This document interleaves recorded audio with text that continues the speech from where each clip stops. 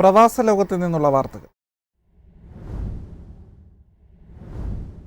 India UK വ്യാപാര കരാർ ഉടൻ ഒപ്പുവയ്ക്കുമെന്ന സൂചന. ഇരു രാജ്യങ്ങളും തമ്മിലുള്ള വ്യാപാരത്തിൽ വർധന.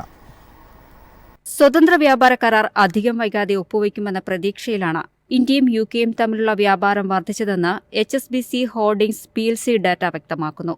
ഒക്ടോബർ വരെയുള്ള 9 മാസങ്ങളിൽ HSBCയുടെ UK യൂണിറ്റിന് ഒരു വർഷം മുമ്പുള്ളതിനേക്കാൾ 36% കൂടുതൽ ബിസിനസ് ക്ലയന്റ് റഫറലുകൾ ഇന്ത്യയിൽ നിന്ന് ലഭിച്ചതായി ബാങ്കിൽ നിന്നുള്ള ഡാറ്റ ചൂണ്ടിക്കാട്ടുന്നുണ്ട്. UKയിൽ ഒരു കമ്പനി സ്ഥാപിക്കാനോ ഒരു സബ്സിഡിയറി സ്ഥാപിക്കാനോ ഏറ്റെടുക്കൽ നടത്താനോ ആഗ്രഹിക്കുന്ന ഇന്ത്യൻ ക്ലയന്റുകൾ അതിലുൾപ്പെടുന്നു. അതേസമയം UK ക്ലയന്റുകൾക്ക് ഇന്ത്യയിൽ നിന്ന് ലഭിച്ച പേയ്മെന്റുകൾ 121% വർദ്ധിച്ചു. ഇരു രാജ്യങ്ങളും ജനുവരിയിൽ സ്വതന്ത്ര വ്യാപാര കരാറിന്റെ ചർച്ചകൾ പുനരാരംഭിക്കാൻ തയ്യാറെടുക്കുന്നതിനിടെയാണ് ഇരു വിപണികളും ഉണർന്നത്. ജൂൺ വരെയുള്ള 12 മാസങ്ങളിൽ UKയും ഇന്ത്യയും തമ്മിലുള്ള വ്യാപാരം 42 ബില്യൺ പൗണ്ടായി. UKയിൽ നിന്ന് ഇന്ത്യയിലേക്കുള്ള കയറ്റുമതി 16.6 ബില്യൺ പൗണ്ടാണെന്ന് ഔദ്യോഗിക കണക്കുകൾ വ്യക്തമാക്കുന്നു. News desk MyFin TV. ശ്രീലങ്കയിലെ വൈദ്യുത നിലയങ്ങൾക്ക് ഇന്ത്യ LNG നൽകുമെന്ന് പ്രധാനമന്ത്രി നരേന്ദ്രമോദി. ശ്രീലങ്കൻ പ്രസിഡന്റുമായി ഡൽഹിയിൽ നടത്തിയ സംയുക്ത വാർത്താ സമ്മേളനത്തിൽ സംസാരിക്കുകയായിരുന്നു മോദി. ശ്രീലങ്കയിലെ വൈദ്യുത നിലയങ്ങളിലേക്ക് ദ്രവീകൃത പ്രകൃതിവാതകം വിതരണം ചെയ്യാൻ ഇന്ത്യ പദ്ധതിയിടുന്നു. ഇരു രാജ്യങ്ങളുടെയും പവർ ഗ്രിഡുകളെ ബന്ധിപ്പിക്കുന്നതിനും അയൽ രാജ്യങ്ങൾക്കിടയിൽ പെട്രോളിയം പൈപ്പ് ലൈൻ സ്ഥാപിക്കുന്നതിനും പ്രവർത്തിക്കുമെന്ന് ഇന്ത്യൻ പ്രധാനമന്ത്രി പ്രഖ്യാപിച്ചു. ശ്രീലങ്കൻ പ്രസിഡന്റ് അനുരാഗ് കുമാര ദിസനായകയുമായി ഡൽഹിയിൽ നടത്തിയ സംയുക്ത വാർത്താ സമ്മേളനത്തിൽ സംസാരിക്കുകയായിരുന്നു മോദി.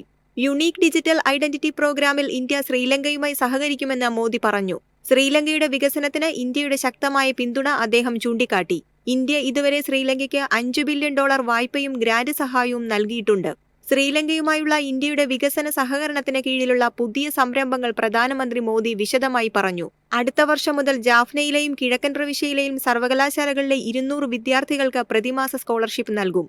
അടുത്ത 5 വർഷത്തിനുള്ളിൽ ശ്രീലങ്കയിലെ 1500 സിവിൽ സർവീസുകാർക്ക് ഇന്ത്യയിൽ പരിശീലനം നൽകുമെന്നും അദ്ദേഹം പറഞ്ഞു. പ്രസിഡന്റായതിനു ശേഷമുള്ള ദിസനായകയുടെ ആദ്യ വിദേശയാത്രയാണിത്. ചർച്ചകൾക്ക് മുന്നോടിയായി രാഷ്ട്രപതി ഭവനിൽ ദിസനായകയ്ക്ക് ആചാരപരമായ സ്വീകരണം നൽകി. News desk MyFin TV. ഉത്തേജക പാക്കേജുകൾ ഫലം കണ്ടില്ല. ചൈനയുടെ ഉപഭോഗ വളർച്ച ദുർബലമായി.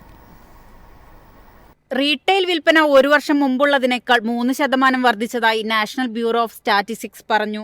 എന്നാൽ ഇത് 3 മാസത്തിനിടയിലെ ഏറ്റവും മന്ദഗതിയിലുള്ളതും ഒക്ടോബറിലെ 4.8% വർധനവിനേക്കാൾ വളരെ ദുർബലവുമാണ്.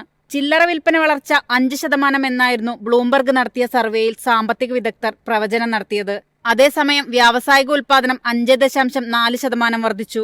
മുൻ മാസത്തെ 5.3% നേട്ടത്തേക്കാൾ അല്പം മെച്ചപ്പെട്ടതും സാമ്പത്തിക വിദഗ്ധരുടെ പ്രവചനത്തിന് അനുസൃതമായി ഇത് മാറി. 2024 വളർച്ചാ ലക്ഷ്യമായ 5% എന്ന ലക്ഷ്യത്തിലെത്താൻ ചൈന ഉത്തേജക നടപടികൾ പ്രഖ്യാപിച്ചിരുന്നു.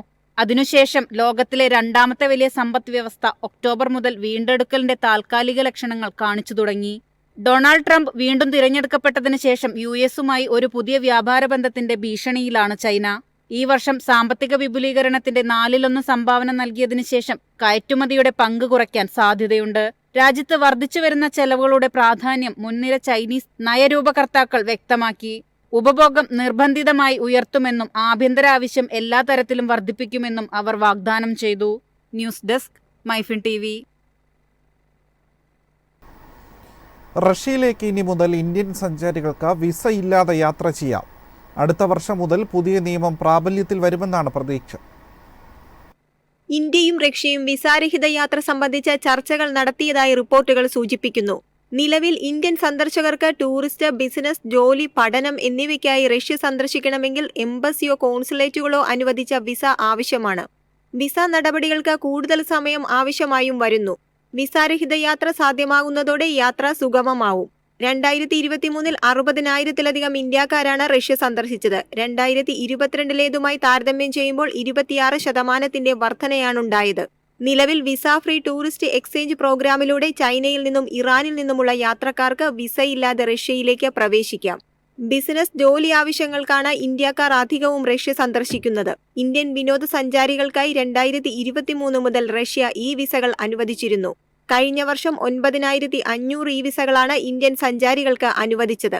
കഴിഞ്ഞ വർഷം ഈ വിസ ഏറ്റവുമധികം ലഭിച്ച 5 രാജ്യങ്ങളുടെ പട്ടികയിൽ ഇന്ത്യയും ഉൾപ്പെട്ടിരുന്നു. ഇന്ത്യൻ പാസ്പോർട്ട് ഉടമകൾക്ക് 62 രാജ്യങ്ങളിലേക്ക് വിസയില്ലാതെ പ്രവേശിക്കാം. News desk MyFin TV. ദുബായിൽ ചരക്ക് ഗതാഗതം കൂടുതൽ സുഗമമാക്കുന്നതിന് ഡിജിറ്റൽ പ്ലാറ്റ്ഫോം ലോജിസ്റ്റി എന്ന പേരിലാണ് പുതിയ ഡിജിറ്റൽ ആപ്ലിക്കേഷൻ വികസിപ്പിച്ചത്.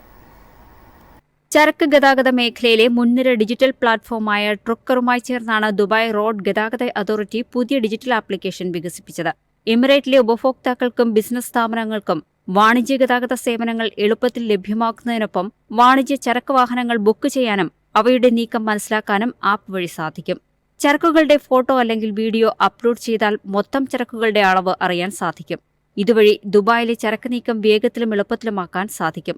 രാജ്യത്തെ സമ്പദ്വ്യവസ്ഥയ്ക്ക് ചരക്ക് ഗതാഗത മേഖലയിൽ നിന്നുള്ള സംഭാവന ഇരട്ടിയാക്കി 16.8 ശതകോടി ദിർഹമാക്കി വർദ്ധിപ്പിക്കുകയാണ് ലക്ഷ്യം. ഇതിനായി ഈ മേഖലയിലെ സാങ്കേതിക വിദ്യകളുടെ ഉപയോഗം 75% ഉയർത്തുകയും പ്രവർത്തനക്ഷമത 10% മെച്ചപ്പെടുത്തുകയും ചെയ്യും. News desk MyFin TV.